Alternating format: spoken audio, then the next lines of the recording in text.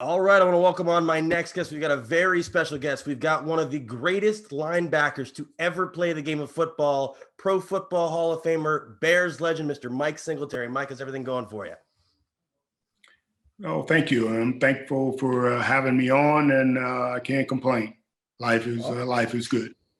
So, how's this past 10 months been for you and your family? The world's been in a tailspin. How have you guys been adjusting? Well, we just continue to move forward. We're a close family. We see each other. We do things for each other. We help each other. But it's going well. No complaints whatsoever. I'm glad to hear it. And then, so NFL season, we got a championship weekend coming up on Sunday.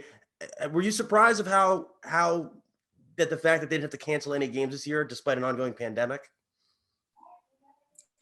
Well, I figured that, being the NFL, I think the NFL serves a huge place in our country. It fills a huge void.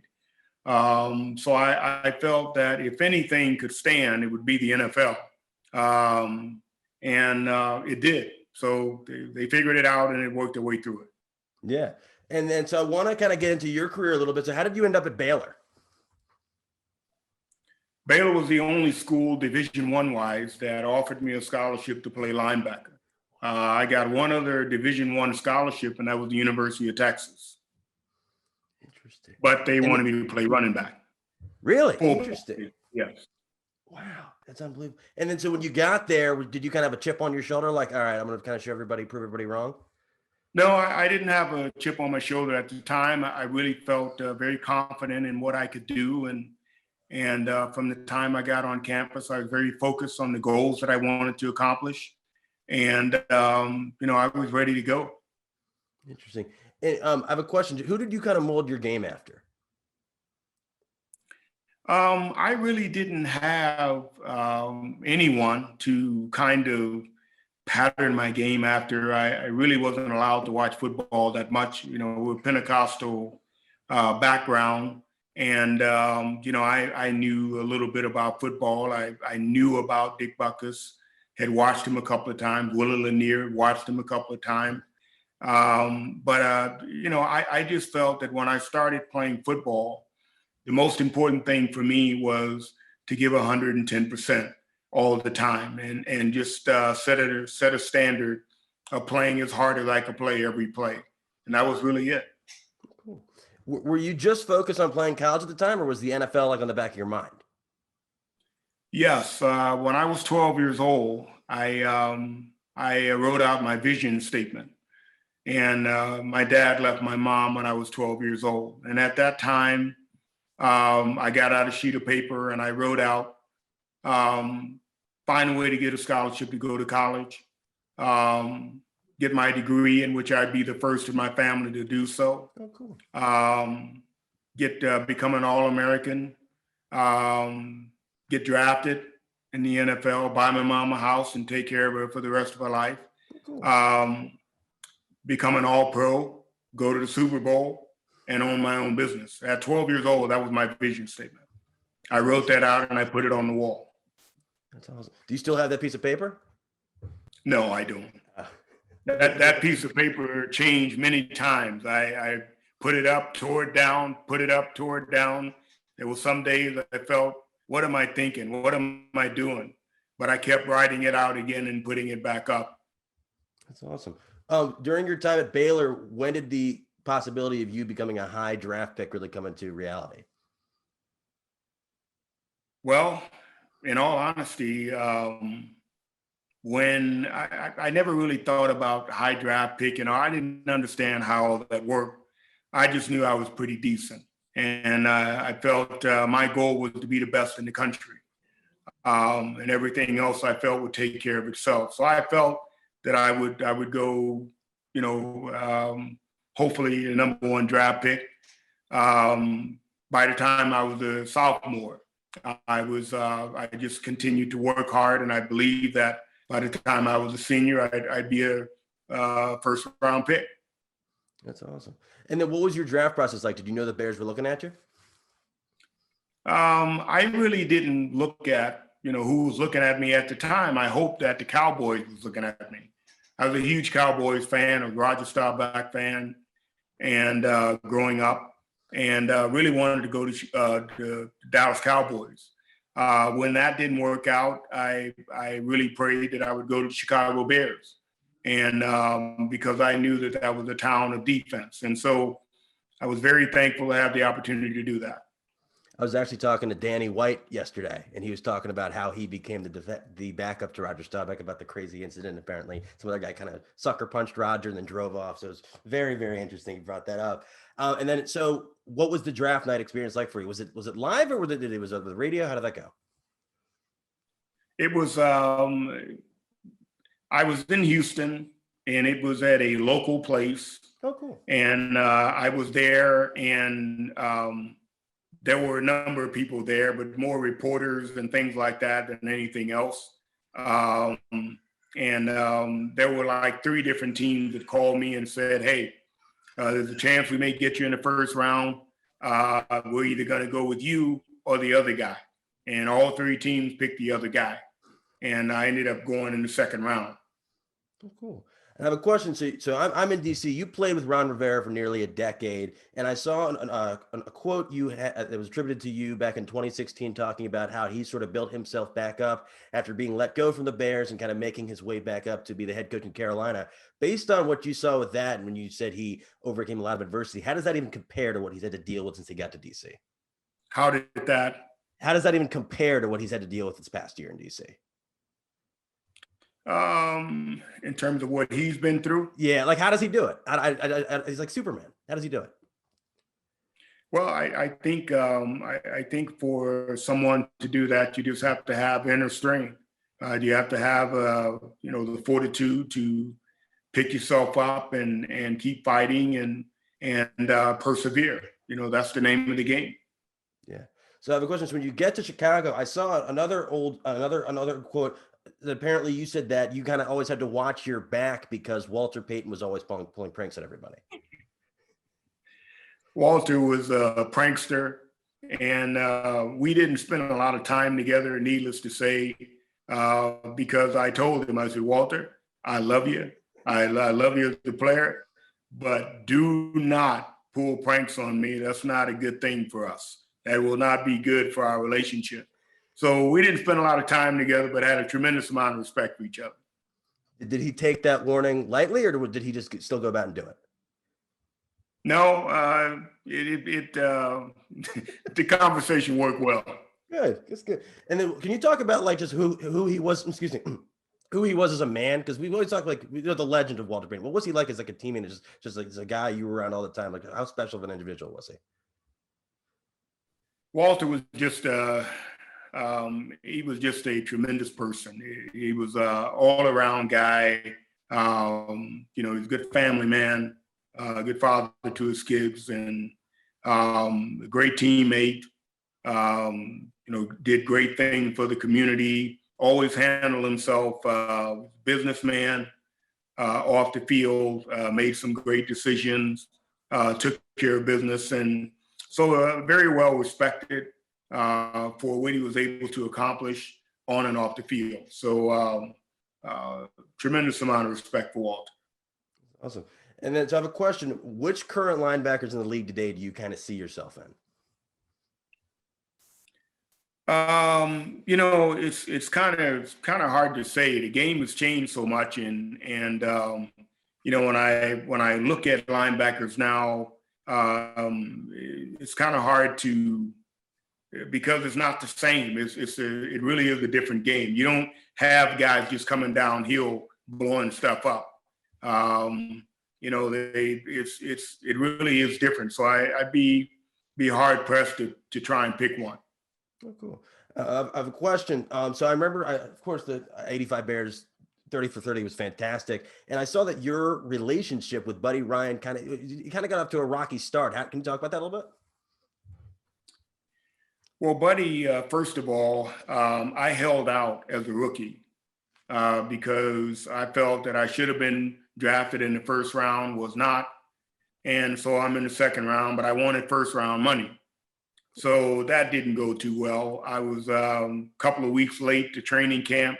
And when they drafted me number 2 or in the second round, one of Buddy's favorite players was the middle linebacker for the Bears at that time, and he was holding out. And so when I came in 2 weeks after training camp, the linebacker, after they saw me practice that first day, they had a scrimmage my first day of practice. And in that scrimmage, I made a number of tackles and did pretty well. Well, they ended up cutting the guy. They ended up cutting the guy that was sitting out. And Buddy got even more mad at me because he came up to me right after that scrimmage and said, look here, you little short guy. He didn't say it that way. He added some other words to it. But he said, hey, look here. They just let a heck of a guy go because you're here. You better be worth it. And walked away.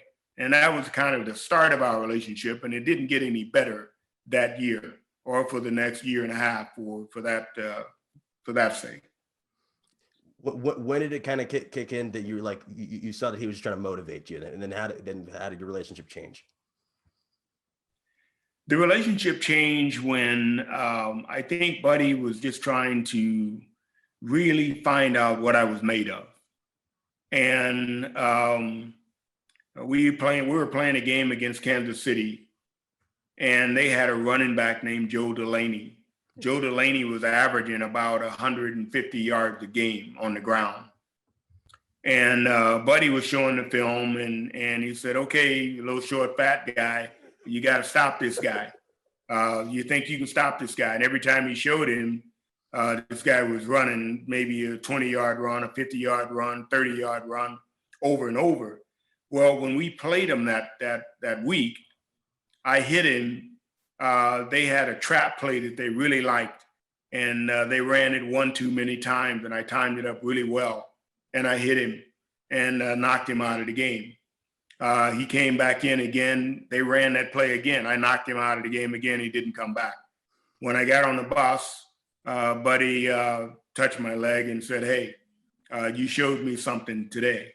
And after that, our relationship kind of changed.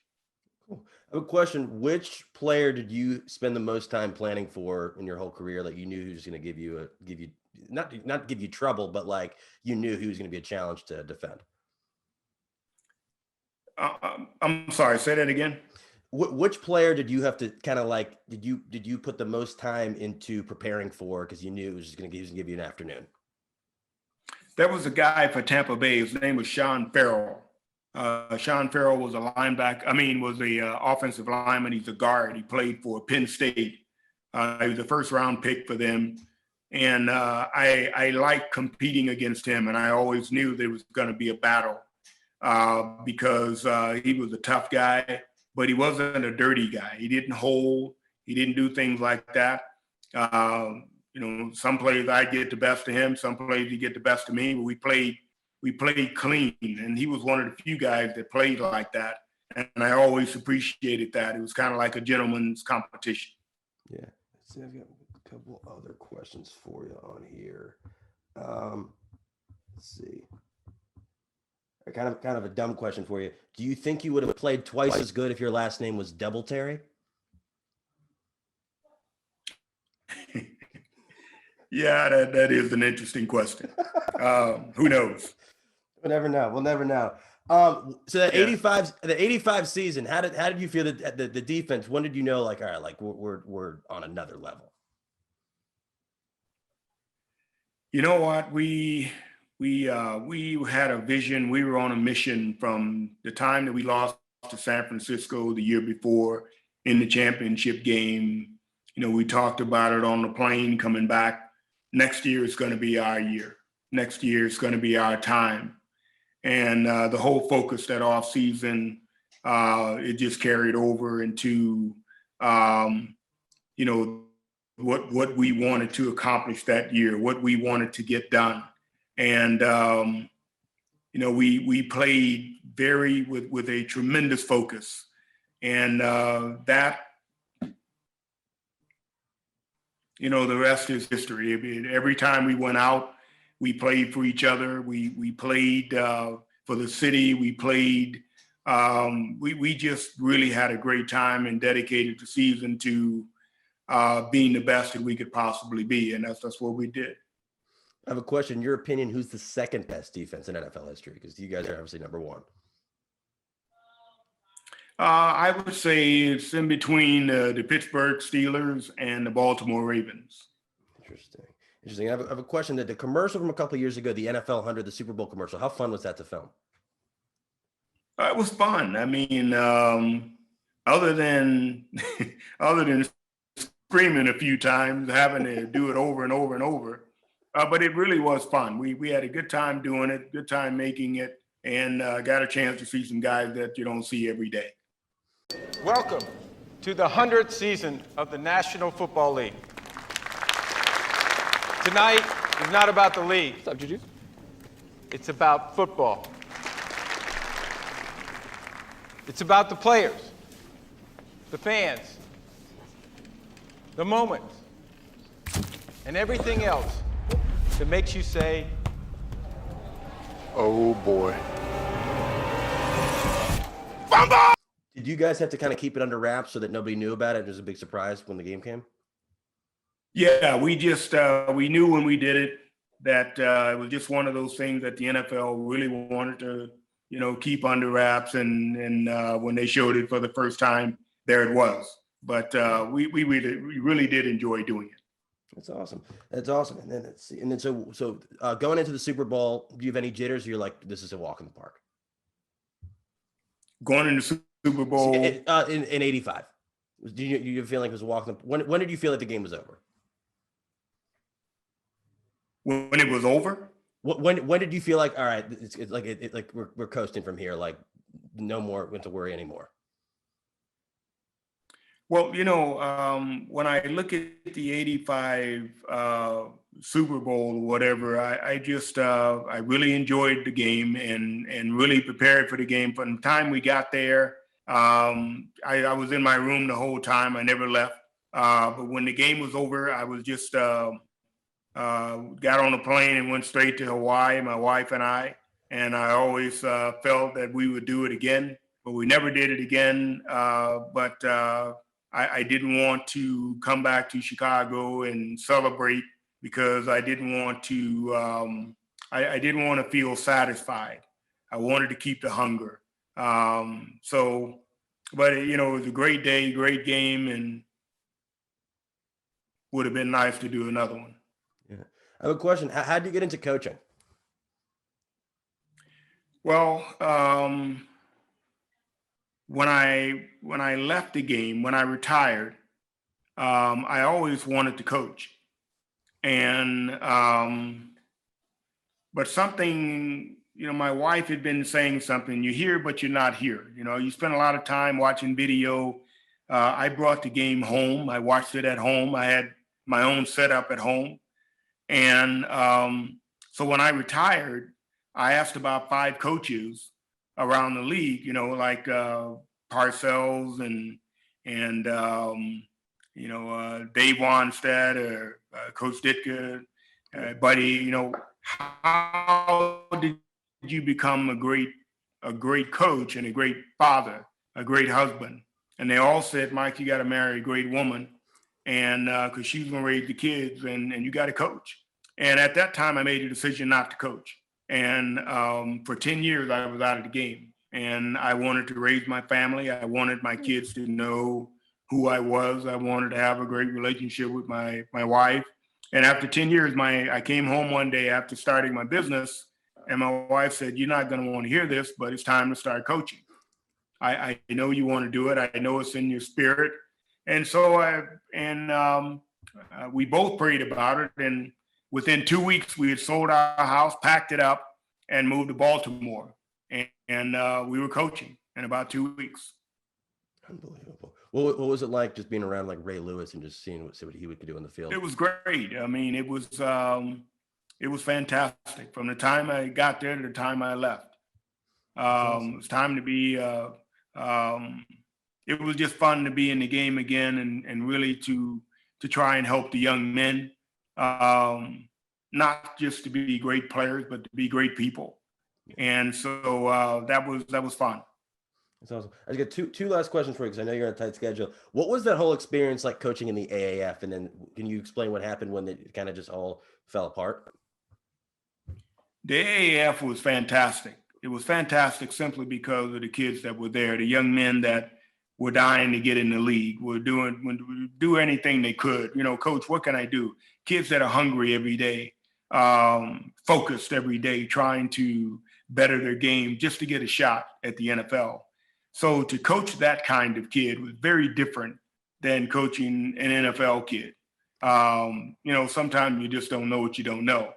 So for me, it was very exciting to be a part of that at that time. And, you know, when the whole thing fell apart at the end, it was very sad the way that it happened.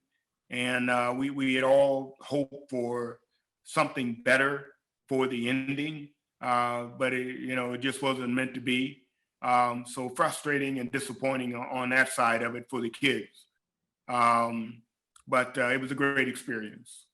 And then my last question for you is, how cool was it to get that call from Canton that you're being inducted into the Pro Football Hall of Fame? That was a fantastic call. I remember when I got the call, I was speaking. I was on the road, my son and I, and we were speaking, and they had the phone there with the number from the Hall of Fame, and we had given them the information as to where I was going to be if I made it in. So when I finished speaking, the phone rang, and it was a call from the Hall of Fame that said, "Welcome to the Hall of Fame. You made it." And so the whole building was waiting for the phone call. They knew I was waiting. And everybody was just in absolute pandemonium.